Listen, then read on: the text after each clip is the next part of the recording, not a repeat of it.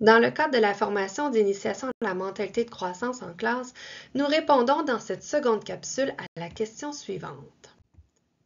La mentalité de croissance, c'est quoi? Eh bien, on voit que dans le terme la mentalité de croissance, il y a deux mots. Il y a d'abord mentalité, il y a ensuite croissance. Commençons donc à nous intéresser à la première partie de cette expression. On se retrouve donc avec le terme mentalité et on pourrait dire qu'un synonyme qu'on pourrait utiliser de façon interchangeable serait le terme état d'esprit. Qu'est-ce qu'un état d'esprit? Qu'est-ce qu'une mentalité? Selon Dweck 2006, une mentalité, c'est un ensemble de croyances puissantes à propos de nos capacités et de nos caractéristiques personnelles qui déterminent la façon dont on conduit notre vie.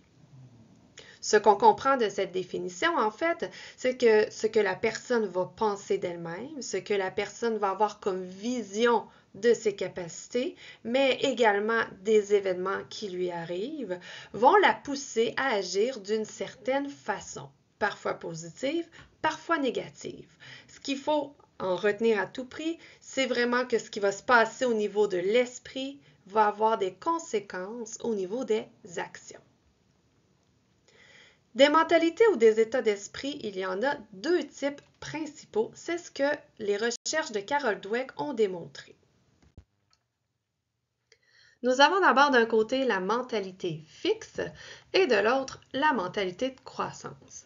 Ces deux types de mentalités sont vraiment des opposés. On va voir donc à tour de rôle qu'est-ce qui les caractérise. Du côté de la mentalité fixe, une personne qui aurait cet état d'esprit croirait vraiment que ses qualités, que son niveau d'intelligence, que son niveau de talent ne peut pas être changé. Donc, en fait, il a l'idée qu'il naît avec un certain potentiel, que celui-ci est donc inné et qu'il est fort difficile de le développer.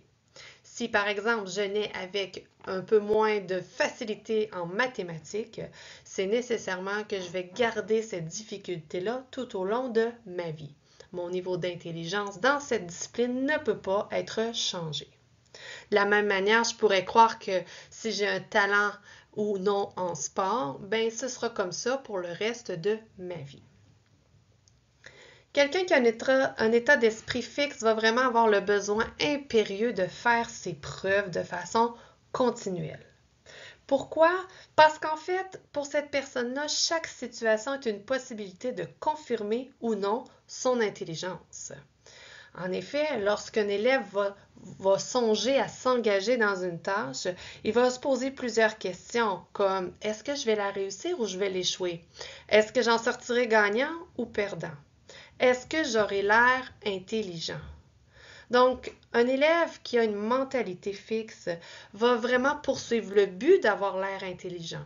C'est la raison pour laquelle il va se poser ces questions-là pour éviter d'avoir l'air stupide. Donc, si je pense que mes chances de réussite sont bonnes, que je risque d'avoir l'air intelligent en bout de parcours, il y a des bonnes chances que je m'engage. Mais l'inverse est également vrai. Et ça fait en sorte que dans l'état d'esprit fixe, les défis ou les difficultés, donc les tâches qui m'apparaissent peut-être pas gagnantes pour moi, vont vraiment être perçues négativement. Parce qu'un défi, ça devient une occasion, un moment où je pourrais me montrer insuffisant, où je pourrais être perçu comme quelqu'un qui n'est pas complètement intelligent. Ce qui fait qu'une personne à l'état d'esprit fixe va vraiment faire en sorte d'éviter toute situation qui vont l'amener à prendre des risques et des situations où il se sentirait vulnérable. Du même point de vue, l'effort ne sera pas une chose positive parce que si j'ai besoin de faire des efforts pour réussir quelque chose, ça veut dire en fait que je ne suis pas assez intelligent. Donc, quelqu'un qui fait des efforts est vraiment quelqu'un qui démontre un manque d'intelligence. Si je dois travailler pour réussir, c'est que je ne suis pas intelligent. Alors, de la même façon, l'échec va devenir vraiment quelque chose qui définit la personne. Ça devient une identité. Donc, une mentalité fixe va vraiment voir l'échec non pas comme une action, comme dans « j'ai échoué à cette évaluation », mais va plutôt en faire son identité en tenant comme discours ou en disant plutôt « je suis nul ». Alors ici, on voit vraiment que l'estime de soi, elle est directement liée à la réussite de cette personne-là, à ce qu'elle considère être son niveau de talent et à ses capacités innées. C'est pour ça que souvent, dans l'état d'esprit fixe, on va voir des élèves qui vont se demander d'être parfaits, et ce, de façon immédiate. Donc, ils vont devoir être bons et être bons tout de suite. C'est comme ça qu'on voit souvent apparaître de l'anxiété de performance chez les personnes qui ont une mentalité fixe. Par ailleurs, souvent, la mentalité fixe va amener la personne à se sentir menacée par le talent des autres personnes. Pourquoi? Parce qu'elle va faire une espèce de classement de supériorité en se basant sur le niveau d'intelligence.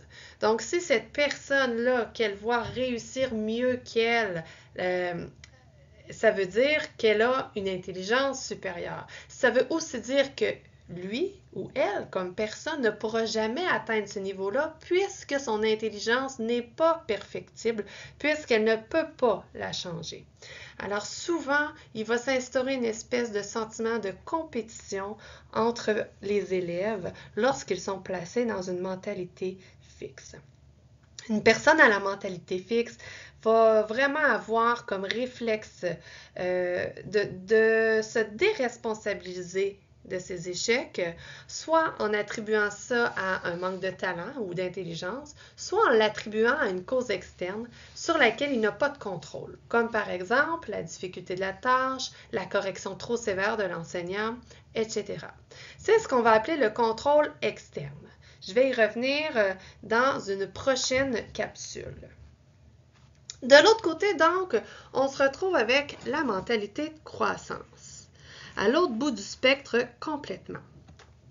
Dans la mentalité de croissance, on pense vraiment que les qualités peuvent être développées, que l'intelligence et le talent peuvent être développés par l'effort, par l'enseignement et par la persévérance. Alors, l'idée derrière cet état d'esprit, c'est vraiment que l'intelligence, elle est perfectible et qu'elle n'est pas fixe. Donc, mon potentiel, il n'est pas inné. Je peux le développer. Ça n'a donc rien à voir avec le fait de naître avec ou sans talent. Les personnes qui optent pour une mentalité de ce type-là vont vraiment comprendre le rôle de l'effort dans le développement du plein potentiel. L'effort est donc ce qui te rend intelligent. On crée notre talent et on ne naît pas avec.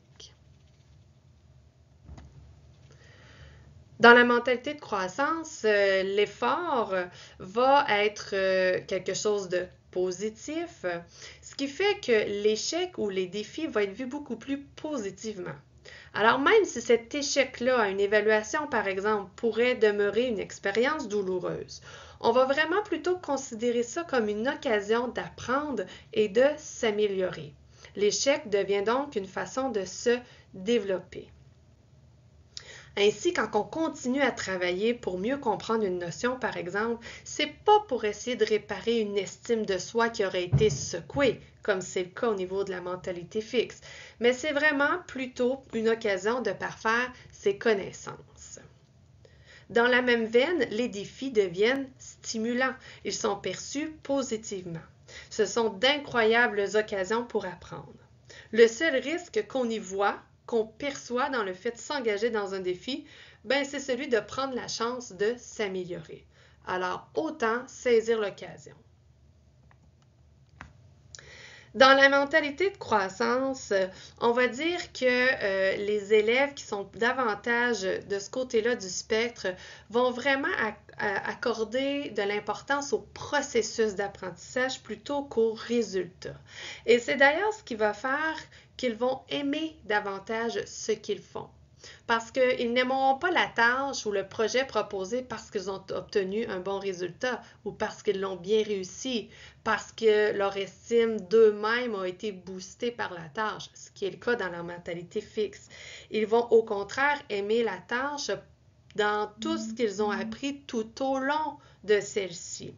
Alors ça, encore une fois, ça nous oppose à la mentalité fixe où on va aimer ce qu'on fait seulement lorsqu'on réussit. Dans la mentalité de croissance, le talent des autres devient une ressource. C'est-à-dire que ce n'est plus une menace comme dans la mentalité fixe. Si une personne a bien réussi une tâche, ce n'est pas un compétiteur, mais c'est un modèle. Qu'est-ce que cette personne-là a fait pour bien réussir? Comment est-ce que je peux m'en inspirer? Qu'est-ce que je pourrais faire à sa façon, reproduire moi aussi pour m'aider à mieux comprendre? Donc ici, pas de compétition, mais bien de l'entraide et de la coopération. Dans la mentalité de croissance, on est également à l'inverse au niveau du contrôle, on se retrouve au niveau du contrôle interne. C'est-à-dire que la personne va penser que ce qu'elle vit, que ce soit un succès ou un échec, est vraiment attribuable à ce qu'elle fait, à ses efforts et à son travail. Elle va donc percevoir qu'elle crée sa propre chance, en opposition à l'autre vision qui est plutôt tournée vers une compréhension externe, c'est-à-dire qu'on subit les choses qui nous arrivent et qu'on n'a pas d'emprise sur elles. Le contrôle externe et le contrôle interne, j'ai envie de vous en parler un petit peu plus en profondeur. C'est en lien avec ce qu'on appelle la théorie des attributions causales et la théorie du locus de contrôle. Nous nous y attardons dans la prochaine capsule.